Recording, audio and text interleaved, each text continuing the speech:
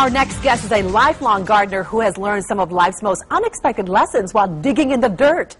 Mentors in the Garden of Life is a collection of touching stories about the people and the plants that have nurtured her while she's tilled the soil. Colleen Plimpton is a popular garden writer, lecturer, and coach, and joins us to talk about her unique gardening memoir. Welcome, Colleen. Thank you, Jocelyn. How did you grow this book, Mentors in the Garden of Life? It was a book that kind of just had to happen. I found as I entered middle age there were so many gardening stories that I had to write down. Stories about people who had mentored me, taught me not only gardening but life lessons, and they had to be commemorated somehow. So I put them together, a series of chapters, essays about people in my life, and some critters too that I met in the garden. Yes. Along with the plants that they helped me to grow. Well, people are like flowers and plants. We all come in different sizes, colors, and shapes. And so this makes sense, doesn't it? It certainly does. You have a chapter that discusses your father, Sylvalin Plimpton, and a sugar maple tree. Yes. Yes. And it really, I read it, and you talk about this one specific day, and you were not very cooperative, and he was very frustrated with you on this day. Yes, he was. I was not an easy kid. It was the 60s, and I was testing the limits, and I decided that I was going to do what I could that day to get along with my dad. And there's a picture of your dad right there. Yes, my dad. We had a old ramshackle farmhouse with a bunch of acres that we lived on, and Dad was going to try and fix the garage. He enrolled me to help him that day, and I found a sugar maple sapling that I had to have. My dad graciously stopped what he was doing. Is this the tree? That's very similar to the tree. Very similar to the tree. Beautiful colors. Okay. My dad stopped what he was doing and taught me how to transplant a tree. How to transplant, how to move, how to care for baby tree. And I never forgot. I never forgot how to take care of a tree. I grow hundreds of trees now. But I also never forgot the lesson that my dad taught me.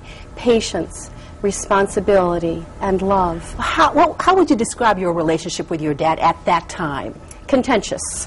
Most of us. Typical for a 13-year-old? Typical, and I think many of us have been difficult teenagers at one, or we've known difficult teenagers in our lifetimes, and I was no exception.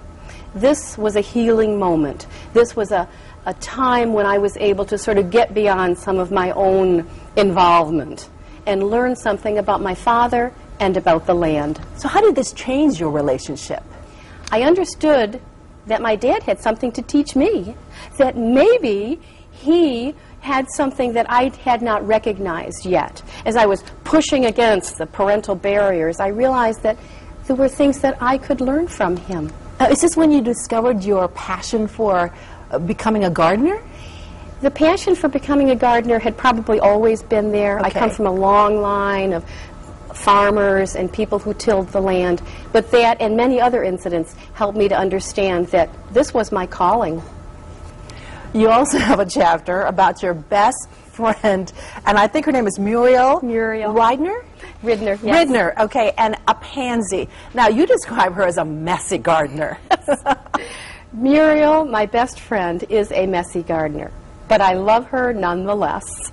And what I have learned from her is that there's many different ways of gardening. You don't have to be a neat as a pin gardener. Things don't have to be in rows and color coordinated. But that is the way you are. And so it was somewhat at the very beginning, you really didn't appreciate that. No, I didn't. And that was something I learned from Muriel, that things can be scattered and overblown, and things can be in all kinds of array and color combinations. And you know what? The birds love that. The bumblebees love that. That's nature.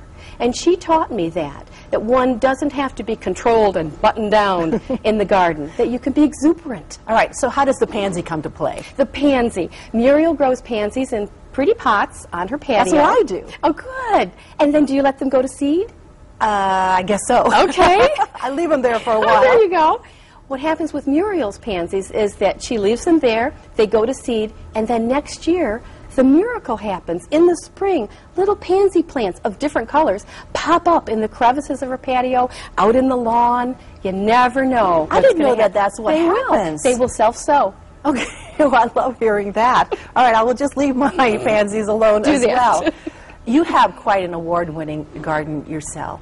What's in your garden? Oh, I grow probably 1,000 different kinds of trees, shrubs, annuals, vines, perennials, vegetables. You name it, I've probably got it or have tried it. What's blooming right now? Right now, oh, I brought along some pretty flowers. I picked them this morning. This is from your garden? It is.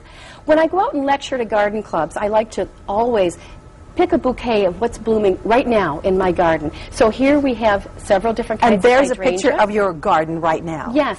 This is my garden in the spring. My garden is very colorful. One of the things I emphasize is all-season color. There should be something in bloom at every juncture, from March almost to Thanksgiving. What's the mistake most gardeners make when they create their garden? I think that the mistake is not starting with the soil. Mother Nature is abundant, but Mother Nature needs to have rich soil to grow things in. Things want to grow, but they've got to have a decent medium. And therefore, composting is so important. So that's one of the things. And also, we gardeners kind of get overexcited. We plant too much, and we're not able to take care of it all. Absolutely. Well, I love to garden. And in the spring, I love to put all kinds of plants out there. But then in the middle of it all, I forget to water it as much as I should be watering. Yes. And this was a difficult year for water. Yes. Oh. So my plants are wilting even as we speak. Yes, yes.